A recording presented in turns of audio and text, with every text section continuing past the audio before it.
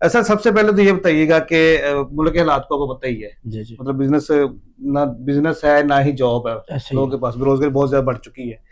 तो कोई ऐसा तरीका है जिससे लोगों को रोजगार मिल सकता है आसानी के साथ? इस वक्त कौन सी ऐसी हॉट आइटम है कि जिसके ऊपर काम किया जाए तो ये समझ लो कि दिनों में लाखोंपति हो सकता है बंदा? सर, एक नौजवान है, जी, जी। वो कहता है जी मेरे पास पैसा नहीं है, जी, ठीक है, जी, जी। लेकिन मेरे पास आइडिया है या मेरे पास टैलेंट है, जी, मैं जी। कुछ करना चाहता हूँ, जी, जी। उसके लिए क्या अपॉर्चुनिटी है हमारे पास? पिछले 2 सालों में ये देखा गया कि नौजवानों का रुझान जो है जी। वो बाहर की तरफ बहुत ज्यादा है। क्या वजह है कि पाकिस्तान में कारोबार रह नहीं गया कोई, या जॉब नहीं मिल रही लोगों को? क्या वजह? मैंने आपका सेटअप भी देखा है बाहर, जी, जी। जहाँ पे मशीनरी वगैरह तैयार हो रही जी, है। तो लोगों को तो अक्सर माइंड हमारे पाकिस्तानी को बना हुआ जी हमने मशीनरी बाहर से मंगवानी, खासतौर पर चाइना से मंगवानी है। जी, जी।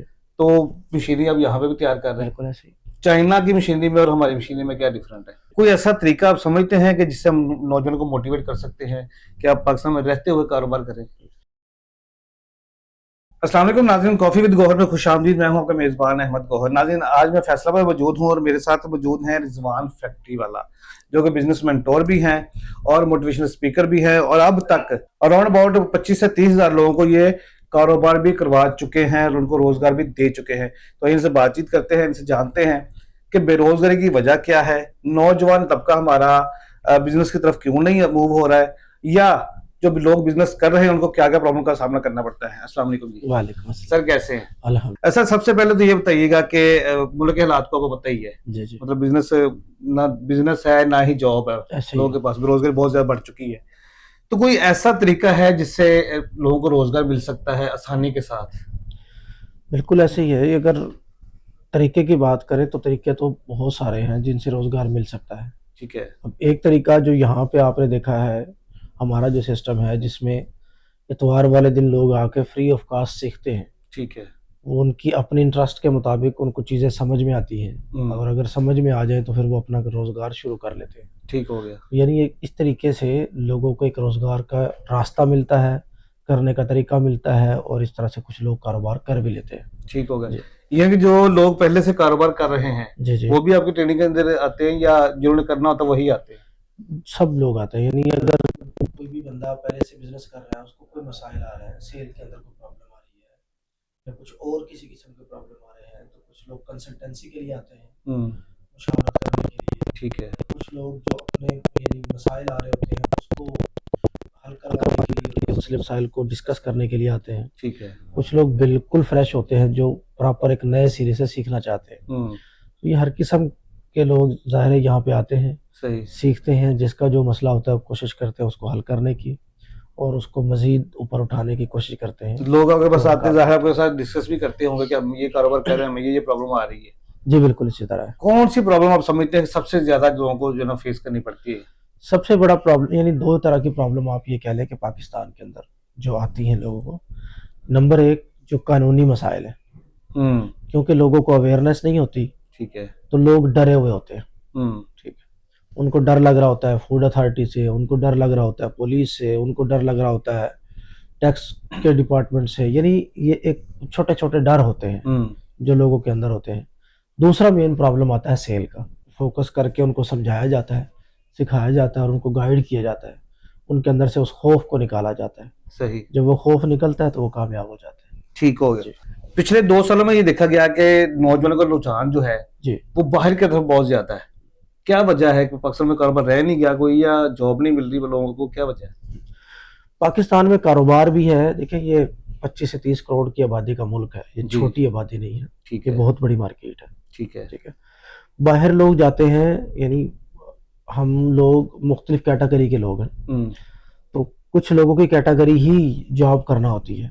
सही। तो वो ये सोचते हैं कि जॉब यहाँ पे भी तो करनी है, तो बाहर जाकर तो वो हम ज़्यादा पैसे हमें बाहर जाके मिल सकते हैं। तो ये ठीक है। ट्रेंड ओवरऑल पहले से ही मार्केट के अंदर मौजूद है लोगों को माइंडसेट बना दिया कि हमें जी, जॉब ही करनी कि है। फलां का भाई गया था, उसने 4 साल बाहर लगाए, तो वो जब वापस आया तो उसने आते ही गाड़ी ले ली, सही। चाहे वो कर्जे से लिए उसने, लेकिन वो इस तरह का माहौल, तो उसको देखा देखी लोग बाहर जाते हैं। सही। ये भी देखा गया है कि लोग जो बाहर जाते हैं उसका 40% वापस आ जाता है। सही। 40% लोग वापस इसलिए आ जाते हैं कि जो उन्होंने ख्वाब यहाँ बैठ के देखे होते हैं वो वहां पे जाके टूटते हुए नजर आते हैं। तो इस वजह से वो वापस आ जाते हैं। ये तो दूर के ढोल सुहाने वाला इसी तरह यानी लोग समझते हैं कि शायद यहाँ पे तो अपने घरों के वो नवाब होते हैं, जब वो बाहर जाते हैं, ठीक है, तो वो जब जाके उनको वहां पे पता चलता है कि यहाँ पे गटर साफ करने पड़ेंगे, झाड़ू देनी पड़ेगी, किसी के बर्तन धोने पड़ेंगे, किसी का कुछ, तो वो उनको यहाँ पे अजीब लगता है, मतलब वहां पे जाके वो अजीब लगता है, और फिर जाहिर है कि वो एडजस्ट नहीं हो पाते और उसके बाद वो वापस आते हैं। सही। तो फिर वो उनको इस बात का पछतावा भी होता है कि हमने वो पैसे बर्बाद किए। कुछ लोग जाहिर है कि जाते हैं, वो कुछ खास तौर पे जो हमारा पाकिस्तान का टैलेंट है, जो वाकई पढ़े लिखे लोग होते हैं, जिन्होंने कुछ ना कुछ स्किल सीखी है, सही, तो यहाँ से स्किल सीखते हैं और खिदमत वहां जा करते हैं। ये हमारे लिए जाहिर नुकसान भी है, मतलब सिखाया हमने, पढ़ाया हमने, बताया हमने, और वो जाहिर है वो खिदमत किसी और मुल्क में। अच्छा, ये एक ना बड़ा इशू देखा गया अभी आपने जो जिक्र किया है जी, कि गवर्नमेंट हमारी कहती है जी बच्चों को पढ़ाओ जी, उनको बाहर भेजो जी, वहां जाके काम करें, वो डॉलर पाकिस्तान में आएगा तो पाकिस्तान तरक्की करेगा। ऐसे ही है। क्या ये सही है? देखिए, इस पे तो जाहिर है कि जो माहिर मुआशियात हैं वो उस पे ज्यादा अच्छा तबसरा कर सकते हैं। सही। मेरे ख्याल में इस मुल्क में आप बैठ के चीजें बनाएं, यहाँ की प्रोडक्ट को आप बाहर भेजें, हाँ, उससे जो पैसा आएगा वो आपकी वर्थ है। बिल्कुल सही है। आप अपनी काबिलियत को बाहर भेज दें, ये नहीं। यानी वही लोग जो चाइना में, अमेरिका में, यानी जहां जहां भी पूरे पाकिस्तान की जो मखलूक काम करती है, अब वो वहां पे काम करके उनको जो करोड़ों डॉलर जनरेट करके दे रही है, तो यहाँ पे हो सकता था। बिल्कुल सही। तो मेरे ख्याल से सारा जो टैलेंट है हमारा है, जो हुनर है जी, वो अगर बाहर चला जाएगा जी, तो पाकिस्तान में तो रह जाएंगे हमारे जैसे नाहल लोग रह जाएंगे। इसी तरह तो फिर मुल्क तरक्की तो नहीं करेगा ना। तो फिर जब यहाँ से आप चले जाते हैं और वहां पे ही आपका दिल लग जाता है, वहां का माहौल आपको पसंद आता है, वहां की यानी ओवरऑल आपको हर चीज चमक दमक देखे लाइमलाइट में जो, तो उसके बाद आप यहाँ का भी सारा कुछ बेच के वहां पे ले जाते हैं, तो वो फायदा क्या हुआ? मुल्क को नुकसान होता है। तो मेरे ख्याल के मुताबिक ये है कि टैलेंट हमारा नहीं जाना चाहिए, हमारे टैलेंट से पैदा हुई चीजें जानी चाहिए, जिससे इस मुल्क का फायदा। कोई ऐसा तरीका आप समझते हैं कि जिससे हम नौजवानों को मोटिवेट कर सकते हैं कि आप पाकिस्तान में रहते हुए कारोबार करें? असल में सबसे बड़ी चीज जो मैं आपको इम्पोर्टेंट आज बता दूं, वो दो चीजें होती हैं, एक लालच और एक खौफ। सही। ठीक है। तो हम ये जितने भी आपने बात की, जैसे बाहर जाने की या जो भी इस तरह की एक्टिविटी लोग करते हैं, ऑनलाइन की तरफ लोग यानी लोग जाते हैं मुख्तलिफ तरह के मुख्तलिफ झांसे में आके, तो ये जितने भी काम है ये लालच की नजर होते हैं। कभी भी कोई भी फैसला जिंदगी में, कोई भी काम या कोई भी फैसला, कुछ भी इम्पोर्टेंट आपने लालच में आके नहीं करना होता। दूसरा है कि खौफ में ना करें। सही। हम जब भी कोई भी गलत काम करते हैं या हमारे से जब भी कोई भी गलत काम होता है तो ही वजह से होता है, एक लालच और एक खौफ। ठीक है। तो इसमें यही है कि जब आप यानी बाहर जाना है या नहीं जाना है, यहाँ पे कोई काम करना है या नहीं करना है, ये जो आसानी की तरफ लोग भागते हैं, इजी मनी के चक्कर में, जी, इजी मनी के चक्कर में जो लोग भागते हैं, ऑनलाइन देख लिया जी, घर बैठे ये आ जाएगा वो आ जाएगा, ये सब कुछ, इन सब कुछ के फैसले को करते हुए दो चीजें ध्यान में रखें कि क्या आप फैसला लालच में आके कर रहे हैं, चाहे जो भी कोई करना हो, पाकिस्तान में जॉब ढूंढनी लालच में आके कर रहे हैं या खौफ में आके कर रहे हैं। सही। लालच और खौफ को साइड पे रख के उसके अलावा आप काम करें तो शायद आप कामयाब हो सकते हैं। तो इसी तरह से पाकिस्तान में रह के भी अगर आप लालच और खौफ को हटा दें और आप काम करें, वो जितने भी लालच आपको बाहर लेके जाते हैं वो यहाँ पे आप कर लेंगे तो आप कामयाब हो सकते हैं, उससे अच्छा कामयाब। यानी मैं अगर अपनी बात करूं तो बहुत सारे ऐसे लाखों पाकिस्तानी जो बाहर जाके काम कर रहे हैं, उनसे ज्यादा इनकम हम यहाँ पे कमा लेते हैं। तो इसी तरह से मेरे जैसे बहुत सारे लोग हैं जो यहाँ पे कर सकते हैं। तो हमें किसी सूरत में भी कभी भी कोई काम करना है तो लालच में आके नहीं करना। आपको कोई लालच देता है कि जी आपको फला मुल्क में जाके इतने पैसे मिल जाएंगे, आप मत जाएं। आप ये देखें कि मेरी काबिलियत क्या है, मुझे अपनी काबिलियत पे काम करना है, तो मैं अपनी काबिलियत से इस कौम की, इस मुल्क की, ओवरऑल मखलूक की, दुनिया की खिदमत कैसे कर सकता हूँ। ऑटोमेटिकली आपका पैसा खुद ब खुद जनरेट हो जाएगा। उस लालच के पीछे ना जाए। यानी कि जो इस- हमने बाहर जाने के लिए 4-5 जी लाख रुपए खर्च करना है जी टिकट वीजे और इस तरह की चीजों के ऊपर, जी, तो उसी 4-5 लाख से हम अपना जाती कारोबार यहाँ पे कर यहाँ पे सकते हो हैं। सकता है इसी तरह से। और थोड़ी सी मेहनत से अगर आप अच्छी मेहनत कर लेते हैं जी, तो आप ब्रांड भी बन सकते हैं। ऐसे ही है, वही चीज है ना, यानी लालच में आप वहां जाते हैं, खौफ की वजह से यहाँ रहते नहीं, यहाँ रहते हैं ये तो खौफ भी नहीं करना है, सही। ये नहीं डरना है कि अगर मैं ये करूंगा तो ये हो जाएगा, फलां करूंगा तो ये हो जाएगा, ये कर लिया तो फलां इदारे वाले आ जाएंगे, टैक्स वाले ये मामलात करेंगे, वो करेंगे।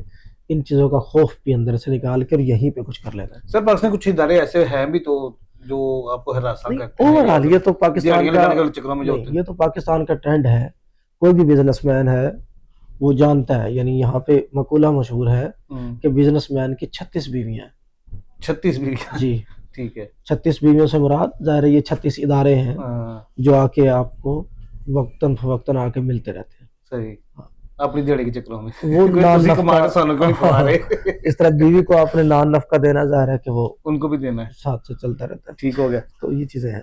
सर एक नौजवान है, जी जी वो कहता है जी मेरे पास पैसा नहीं है, जी ठीक है, जी लेकिन मेरे पास आइडिया है या मेरे पास टैलेंट है, जी मैं कुछ करना चाहता हूँ, जी जी। उसके लिए क्या अपॉर्चुनिटी है हमारे पास?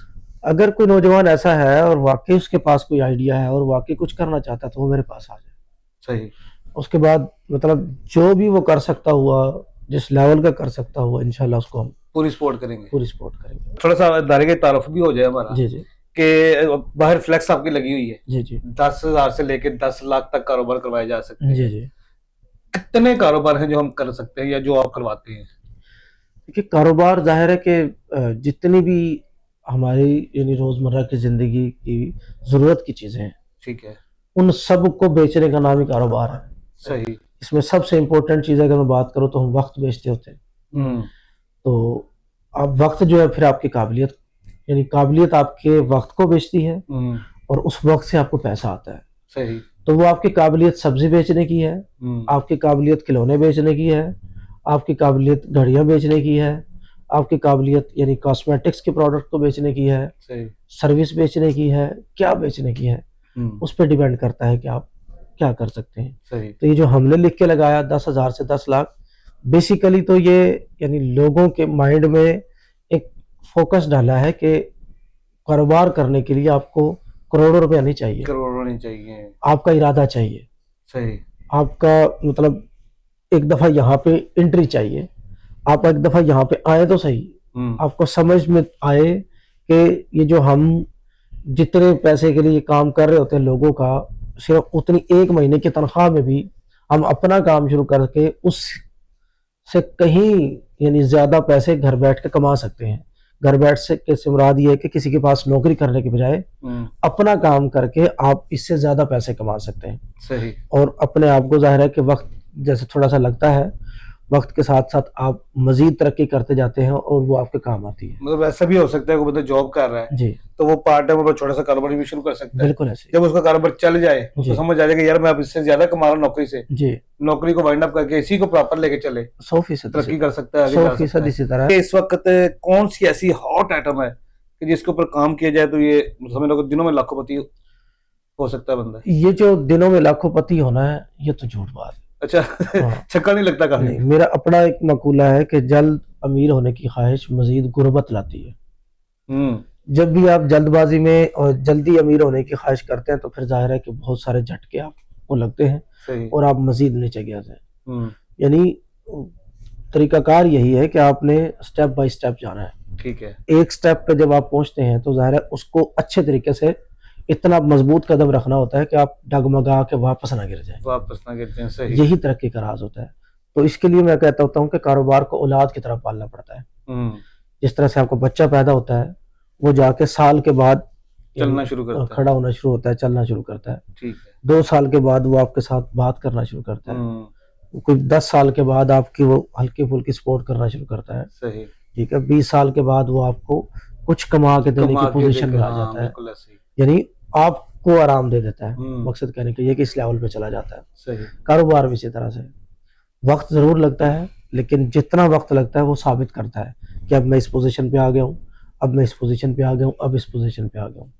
इस तरह से जब औलाद जवान होती है तो माँ बाप रिलैक्स होके घर पे बैठ के खा पी सकते हैं। सही। इसी तरह से जब आपका कारोबार 15-20 साल का हो जाता है तो फिर वो आपको ऑटो पे वो पैसे खुद ब खुद जनरेट करके आपको दे रहा होता है। यानी कि कारोबार के अंदर छक्का नहीं लगता है, छक्का बस लगाना मन ही नहीं मिजाजी है। के साथ आपने करते रहना है जी, और छक्का लगाना ही नहीं है। छक्का नहीं लगाना, हाँ, ये कहा यही जाता है कि जो रकम जिस स्पीड से आती है वो उसी स्पीड से उसी जाती है। स्पीड से जाती है। अगर आप ये चाहते हैं कि मेरे पास आज करोड़ रुपए आ जाए तो वो कल को ही आपको करोड़ चला जाएगा।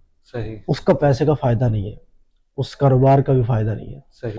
इसमें यही है कि मतलब आप उस तरीके से काम करें कि थोड़ा थोड़ा आपके पास आ रहा है उसको संभालते भी जाए साथ साथ, सही। और साथ साथ फिर उसको आहिस्ता आहिस्ता बढ़ाते जाए। यानी थोड़ा थोड़ा आएगा आपके पास, एक चीज इकट्ठा कोई एक ट्रक आ जाए उसको एक दफा रखना संभालना करना मुश्किल होगा, उसमें से बहुत सारा माल खराब हो जाएगा। सही। अगर आपके पास वही 10-10 कार्टन करके है तो आप उसको आसानी से संभाल लेंगे, उसकी जगह बना लेंगे, इस तरह से फिर आप एडजस्टमेंट बना लेंगे, वो ज़ाया नहीं होगा, नुकसान नहीं होता और आप बेहतर तरीके से आगे बढ़ते जाते हैं। ठीक हो यही गया। फलसफा है इसमें। अच्छा सर, मैंने आपका सेटअप भी देखा है बाहर, जी जी जहाँ पे मशीनरी वगैरह तैयार हो रही जी है, तो लोगों को तो अक्सर माइंड हमारे पाकिस्तानी को बना हुआ जी हमने मशीनरी बाहर से मंगवानी है, खासतौर पर चाइना से मंगवानी है, जी जी, तो मशीनरी अब यहाँ पे भी तैयार कर रहे हैं। बिल्कुल ऐसे ही। चाइना की मशीनरी में और हमारी मशीनरी में क्या डिफरेंट है? चाइना की मशीनों में और हमारी मशीनों में दो तरह के फ़र्क है। नंबर एक, हमारी मशीन पाकिस्तानी तैयार शुदा मशीन वो चाइना से सस्ती है। ठीक है जी, लेकिन एक यूँ कह लें कि फ़र्क वो ये भी है कि हमारी मशीनें उतनी खूबसूरत नहीं है। ठीक है। खूबसूरत ना होने की वजह हमारे पास उस लेवल की जदीद मशीनें नहीं है। हमारे पास क्या पाकिस्तान में उस लेवल की अभी जदीद मशीनें नहीं उस तरह की नहीं है कि वो बॉडीज़ को उस तरह से खुद ही बना के दे दे हमें, पेंट उस तरह का करके दे दे हमें, स्पेयर पार्ट्स उस तरह की यानी वो चीज़ें कर दे। तो हमें खुद ज़ाती तौर पे यहाँ पे स्पेयर पार्ट्स पे खुद जनरेट करने पड़ते हैं। सही। और हमारे पास क्योंकि उस तरह की अभी टेक्नोलॉजी उस लेवल पे अभी नहीं आई है तो हम यानी मैनुअली चीज़ों को तैयार कर रहे होते हैं, सही। तो खूबसूरती में थोड़ी कमी ज़रूर होती है। ठीक है। लेकिन चीज़ें हमारी यानी पाकिस्तान की चीज़ें जो बनी हुई हैं, अच्छे कारीगर जो बना रहे हैं, वो चाइना से एक तो सस्ती बन जाती है, ठीक है। नंबर दो यानी क्वालिटी में उनसे अच्छी आती है। ठीक हो। बहुत सारी चीज़ें ऐसी हैं, मैं सब चीज़ों की बात नहीं कर रहा, बहुत सारी ऐसी चीज़ें हैं जो उनसे बहुत उनसे बेहतर बेहतर है। फॉर एग्जांपल अगर मैं बात करूं ये ऑयल वाली मशीन की, हमने जब ऑयल मशीन बनाना शुरू की थी तो चाइना से इंपोर्ट हमने की थी, तो वो हमें पड़ी थी 4,70,000 रुपए की। Oil press machine? जी, ऑयल प्रेस मशीन जो थी वो 4,70,000 रुपए की पड़ी थी। ठीक है। उसी मशीन को जब हमने यहाँ पे बनाया तो वो 1,40,000 रुपए उसकी मैन्युफैक्चरिंग कास्ट आई थी। 1,40,000? 1,40,000 रुपए 3,30,000 रुपए की बचत हुई? जी, 1,40,000 रुपए की उसकी मैन्युफैक्चरिंग कास्ट आई थी। ठीक है। उसमें फिर लेबर, बिजली, मजदूरी और प्रॉफिट शामिल करके उसका रेट 2 लाख रुपए रखा था। ठीक है। ठीक है, ये उस वक्त फिर भी 2,70,000 सस्ती पड़ी हमें। जी, इतना फर्क है। इसी तरह से गन्ने की मशीन, ये जो आम बेलना लगा होता है मुख्तलिफ गली कुछ में, आप चाइना से मंगवाएं तो वो आज भी 3 लाख रुपए का आता है। ठीक है। ठीक है, यहाँ पे मतलब मार्केट से 90,000 95,000 मैक्सिमम 1 लाख रुपए का, और उससे मजबूत है। सही। जी, जो चाइना वाला है उसकी यानी पहली बात तो है कि चाइना की कोई भी चीज़ आप ले लें आपको कोई गारंटी नाम की चीज़ नहीं मिलती है। ठीक है, तो वो यही कहते हैं कि चले तो 10 मिनट चले, ना चले तो खत्म। जब पाकिस्तान में आप खुद चीज़ बना रहे हैं तो आप बेफिक्र होकर गारंटी दे सकते हैं। सही। ये चीज़ें होती हैं। जैसे अब यहाँ पे हम मशीनरी बनाते हैं, नंबर एक, हम उनको 15 दिन की तो मुकम्मल गारंटी देते हैं। सही। कि आप चलाएं, कोई भी मसला आएगा किसी भी चीज़ में हम रिप्लेस करके देंगे। ठीक हो गया। उसके बाद भी आफ्टर सेल सर्विस सारी जिंदगी की रहती है। टीम में यहाँ पे पाकिस्तानी चीज है, उसके पार्ट्स मिलना भी आसान है, रिपेयरिंग भी आसान है, हर चीज आसान है। जी, तो ऐसा नहीं है कि पाकिस्तान टेक्नोलॉजी में पीछे है, सॉरी मतलब काबिलियत में पीछे है। काबिलियत में पीछे नहीं है, अभी हम टेक्नोलॉजी में थोड़ा पीछे हैं। सही। लेकिन अल्लाह के हुक्म से हम बहुत सारी चीज़ों को अचीव कर चुके हैं और मजीद अभी हम बेहतर तरफ जा रहे हैं। यानी पाकिस्तान में पीएलसी पे काम नहीं हो रहा था, वो जो ऑटोमेशन मशीनों के अंदर, उस पर हमने काम कर दिया। सही। अभी नेक्स्ट 6 महीने के अंदर अंदर हम रोबोटिक सिस्टम पे हम काम कर रहे हैं। सही। यानी उस पर हम वर्किंग, रिसर्च हमारी जारी है, वर्किंग हो रही है। सही। जिसमें रोबोटिक सिस्टम में खुद ब खुद चीज़ें उठा के सेटिंग लगाना करना, ये वो सारा, ये नेक्स्ट अगले 6 महीने के अंदर अंदर हम इंशाल्लाह रोबोटिक पे भी आ जाएंगे, यानी मशीनें बना देंगे और आसान। यही एक मेन इस टाइम की मेरे हिसाब से तो टेक्नोलॉजी ये भी मतलब बड़ी अच्छी कामयाबी है कि आपने एक बहुत बड़ा ऑटोमेशन का सेटअप जो है जी वो एक जो 2-3 कनाल के अंदर लगा होता है जी जी वो हमने एक छोटे से कमरे के अंदर जो है ना वो लगा दिया है। ऐसे ही है, ठीक है, और छोटे से सेटअप के साथ आप अपना बेहतरीन कारोबार कर सकते हैं। इसी तरह ठीक बिल्कुल है, सही। और अच्छी खासी प्रोडक्शन भी है उसकी जी मशीन की, जाहिर है प्रोडक्शन इतनी होती है कि आप अच्छी खासी प्रोडक्शन करके उसको सेल कर सकें। सेल कर सकते हैं। इतनी प्रोडक्शन के यानी फॉर एग्जांपल एक आदमी 2 लाख 3 लाख रुपए लगाता है, उसकी तवक्को मैक्सिमम क्या होगी 1 लाख रुपए महीने कमाने की। उसकी इतनी प्रोडक्शन है कि वो महीने का 3 लाख का यानी निकाल सकता है, इतनी प्रोडक्शन वो करती है। ठीक है, प्रोडक्शन से पैसे नहीं आते, पैसे सेल से आने। सेल से आने तो वो जाहिर है प्रोडक्शन करता है 2 घंटे, सेल करता है जाके 6 घंटे। 6 घंटे ऐसे ही। तो वो इसमें बड़े अच्छे तरीके से मैनेज होता है। सही। वो एक ही कमरे के अंदर एक कोने में फैक्ट्री लगी होती है, वो अपने डेली की 2-3 घंटे प्रोडक्शन करके जाके सेल करता है, पैसे कमा लेता है। सर बहुत शुक्रिया आपका टाइम देने का। नेक्स्ट इंशाल्लाह फिर दोबारा मुलाकात होगी, इंशाल्लाह मजीद डिस्कस करेंगे आपसे। जरूर सर। जाते जाते हमारे को जो नौजवान देख रहे हैं हमें, जी। उनको कोई मैसेज देना चाहेंगे? मैसेज यही है कि बेसिकली हम आदतन गरीब हैं। हम यानी जैसे पहले भी मैं बता चुका हूँ कि 88% पाकिस्तानी जो लोग हैं, जो हमारी आबादी है, 88% लोग 50,000 से कम कमाते हैं। सही। और ये जो 88% लोग हैं, मेरा मैसेज उन्हीं के लिए सिर्फ कि ये जो मतलब हम 50,000 से कम कमा रहे हैं, उसमें किसी और का कसूर नहीं है, हमारा जाती कसूर। हमारा जाती कसूर है। हम आदतन गरीब हैं। वजह यह है कि हमारी आदतें ही नहीं हैं ज्यादा पैसे कमाने वाली, ज्यादा मतलब इनकम की तरफ जाने वाली। यानी ना तो हम सीखना चाहते हैं, ना हम करना चाहते हैं। हमें कोई भी किसी भी रास्ते पे लगा दे, हम जाके वहीं पे खड़े हो जाते हैं, खुद सोचते नहीं है। हालांकि अल्लाह ने सलाहियत दी है हर, यानी यही एक नौजवान जो बाहर 20, 25, 30, 35 हजार रुपए में काम कर रहा होता है, वो अपने घर में नवाब होता है, अपने घर का हाकिम होता है, अपने घर में सबसे अक्लमंद होता है, बिल्कुल वो सारे फैसले कर रहा होता है, बिल्कुल सब कुछ कर रहा होता है। पता नहीं क्यों कि वो जो मतलब जाके किसी और के फैसलों पे चल रहा होता है। तो ये वजह आदतन गरीब रहने की है। यानी सिर्फ मैं अगर कहूँ कि आप स्टडी करें कि जो लोग अपने गुर्बत के दायरे से निकले हैं वो कैसे निकले हैं, तो आपको सिर्फ एक ही चीज मिलेगी कि उन्होंने आदतें चेंज की। आदतें चेंज की अपनी। अगर अमीरों के अंदर आदतें सुबह जल्दी उठने की हैं तो आप भी अपना लें। अगर उनके अंदर आदतें फजूल लोगों के पास बैठने की नहीं है तो आप भी फजूल लोगों में बैठना छोड़ दें। वो होटलों पे नहीं बैठते थे तब जाके कामयाब हुए, तो आप भी होटलों से निकल आए। बिल्कुल सही। ठीक है, वो किसी जगह पे किसी की भी बिला वजह की महफिल में जाके नहीं बैठते थे, वो कामयाब हुए, तो आप भी उधर से निकल आए।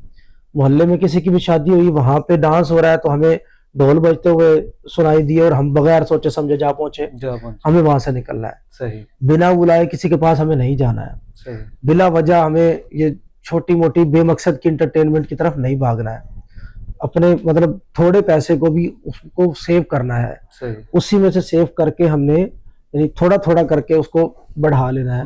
यानी कुछ आदतें हैं जो हमने चेंज करनी है। जब तक हम आदतें चेंज नहीं करेंगे तो हम ये हमारे जो ग्राफ है 88 से भी मजीद शायद नीचे तो होगा, क्योंकि औलादें हमारी आनी है। ऐसे ही है, हमारी औलादों ने आके और यानी गुर्बत की तरफ ही जाना, तो क्या फायदा। तो आज अपने आप को चेंज कर लें, अपनी आदतों को चेंज कर लें। यानी इस पे रिसर्च करें कि गरीबों की आदतें, गरीब रहने की आदतें कौन सी हैं और अमीर होने की आदतें कौन सी हैं। तो आप गरीब रहने की आदतों को छोड़ के अमीर होने की आदतों को अपना लें। बस खुद ब खुद आप कारोबार भी कर लेंगे, पैसा भी कमा लेंगे, पैसा आपकी तरफ भी आ जाएगा, पैसा आपको अपनी तरफ खुद ब खुद बुला लेगा और आप एक अच्छे कामयाब सर्कल के अंदर आ जाएंगे। बहुत शुक्रिया सर। नाज़रीन, इनकी गुफ्तगू से मुझे एक मिसाल याद आ गई। किसी ने कहा था कि 2 गरीब मिलके 5 गरीब या 10 गरीब और पैदा कर देते हैं। ठीक है, तो अल्लाह माफ करे, अल्लाह पाक जो है ना हमें गुर्बत से निकाल ले और हमारी सोचों को चेंज करे। वो कहते हैं ना कि अगर आपने तरक्की करनी है, अगर आपने आगे जाना है, तो आपको पंजाबी कहावत है कि घड़े से डड्डू बन के नहीं रहना, उससे बाहर निकलना है, सोचना है, देखना है। दुनिया बहुत बड़ी है, दुनिया के अंदर बहुत कुछ है, थोड़ा सा रिस्क लेने की जरूरत है, माइंड चेंज करने की जरूरत है। जब तक आप रिस्क नहीं लेंगे, माइंड चेंज नहीं करेंगे, तब तक हम तरक्की नहीं कर सकते हैं। किसी एक दानिश्वर ने कहा था कि अगर आप अपनी जिंदगी के पहले 10 साल मेहनत कर लें तो आप सारी जिंदगी बैठ के भी खा सकते हैं। जो 10 साल आपने मेहनत करनी है, अगर आपकी सोच सही है, अगर आपको आपका तरीका सही है, अगर कोई वे अच्छा मिल जाता है तो यकीनन आप सारी जिंदगी बैठ के भी खा सकते हैं। अगर आप यहाँ पे विजिट करना चाहें, रिजवान साहब से मिलना चाहें, तो फैसलाबाद के अंदर इनका सेटअप है। सर अगर आप इजाजत दे तो हम आपका नंबर लगा दें वीडियो के अंदर, कुछ जी। नौजवान आपसे अगर रब्ता करना चाहें, कोई मशवरा जात के लिए या कोई आपको मसाला चाहे तो। जी, नंबर है 0303522390। ये नंबर भी बता दिया उन्होंने, आपके सामने मेंशन भी है, इनका एड्रेस भी आ रहा है और रब्ता नंबर भी आ रहा है।